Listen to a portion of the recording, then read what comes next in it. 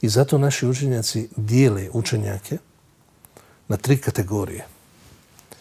Učenjaci koji su učenjaci vladara. Šta vladar kaže, on to kaže, potpiše i nema puno priče. Učenjaci koji su učenjaci naroda. Oni osluškuju šta narod sluša, šta bi narod htio da čuje i oni to i govore. I oni su popularni među ljudima.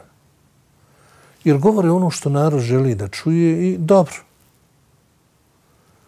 I postoji 3. vrsta učenjaka, a to su učenjaci dina, učenjaci milleta, koji čuvaju vjeru bez obzira na želje vladara i bez obzira na želje naroda. Jer uloga učenjaka nije da udovoljava jednima ili drugima, nego da pojasni i kaže šta je istina i jednima i drugima. Pa ko hoće od ovih ovako, ko neće, neće. Ali istina često ne godi ni jednima, ni drugima i zato takvi obično nisu popularni, Bog zna kako. I obično nisu dragi i omiljeni među vladarima. Iako i jedni i drugi ih poštuju.